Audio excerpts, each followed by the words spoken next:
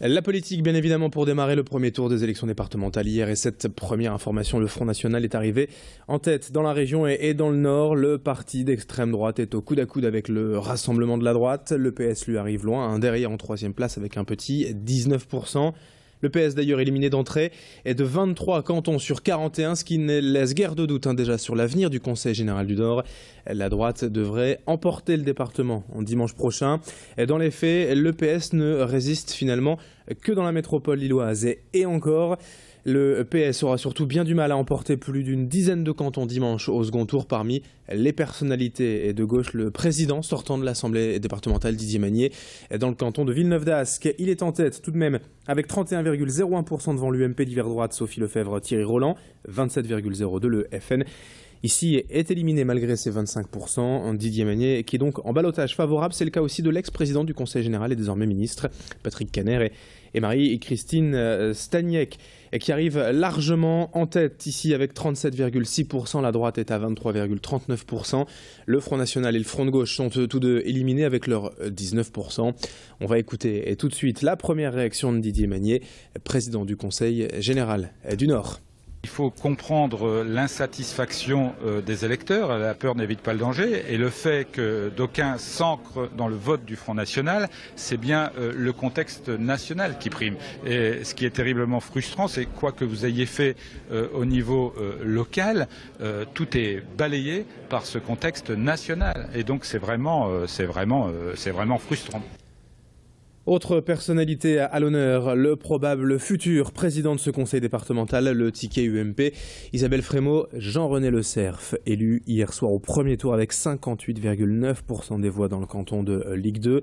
Largement en tête, voyez ce binôme UMP devant le Front National 18%, le PS 12,7%, mais je vous l'ai dit surtout en préambule, le FN arrive donc en tête dans le Nord. L'extrême droite se maintient au second tour dans 38 des 41 cantons.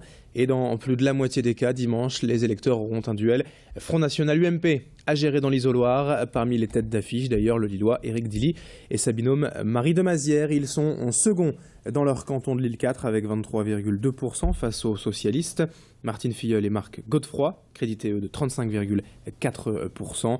On l'écoute d'ailleurs le représentant frontiste à Lille hier après les résultats, Éric Dilly.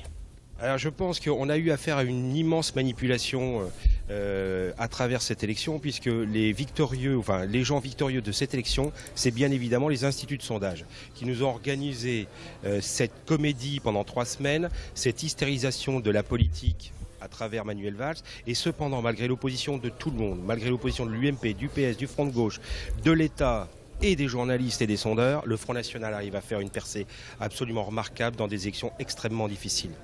La bataille de France n'est pas encore gagnée, mais elle est largement commencée. On enchaîne avec le reste de l'actualité de ce week-end. Tout de même, à 7h30, on aura de nouveau un journal consacré à ces résultats des élections départementales. Mais tout de suite, quelques images pour le week-end officiel du lancement du ch'ti, non plutôt les images du rassemblement. Samedi après-midi à 15h à Lille, place de la République, une trentaine de personnes réunies pour marquer leur soutien au peuple tunisien, vous le savez, suite aux attentats qui ont fait plus de 20 morts et plus d'une quarantaine de blessés au musée de Bardo à Tunis la semaine dernière. C'est la Ligue des droits de l'homme notamment qui a lancé cet appel. 24 heures pour organiser l'événement et donc une cinquantaine de personnes réunies. Le président de l'association des Tunisiens du nord de la France a lu un texte lors de ce rassemblement. Quelques affiches et drapeaux tunisiens déployés pour exprimer leur solidarité face à tous ceux qui ont été choqués dans le pays face à ces assassinats. On écoute justement plusieurs personnes rassemblées samedi après-midi au micro de Fanny Bourdillon. Je suis venu par solidarité parce que pour moi, la liberté, l'égalité, la fraternité, c'est pas des mots en l'air, c'est des vrais mots. Ça touche vraiment tout le monde, donc ouais, c'est pas évident, c'est une grande épreuve pour nous, la Tunisie, pour les Tunisiens de Tunis et d'ailleurs. Notre seule crainte, c'est que de tels agissements se reproduisent en Tunisie, mais on a toute confiance dans notre institution et nos forces de l'ordre pour faire face à ces agissements, moi que j'appelle désespérés, pour déstabiliser la Tunisie. Je me sens meurtri, puisque on voit là la volonté réelle de mettre en échec un processus d'émancipation collectif. Et puis pour terminer, quelques images cette fois du lancement officiel du 42e Ch'ti. Ce week-end à Lille, dans le village dressé à sa gloire, place de la République à Lille. Chaque année, il est confectionné par les étudiants de l'EDEC. Le week-end Ch'ti, c'est tout de même, sachez-le, le deuxième plus gros événement de la métropole lilloise, selon les organisateurs. Et après la braderie de Lille, plus de 100 000 visiteurs qui viennent récupérer leur exemplaire gratuit du Ch'ti.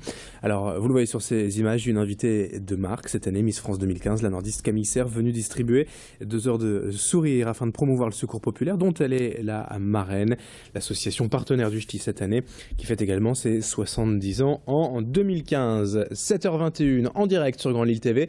D'autres infos donc à suivre à 7h30, de nouveau un journal consacré aux résultats du premier tour des élections départementales, mais tout de suite la météo et l'infotrafic sur Grand Lille TV.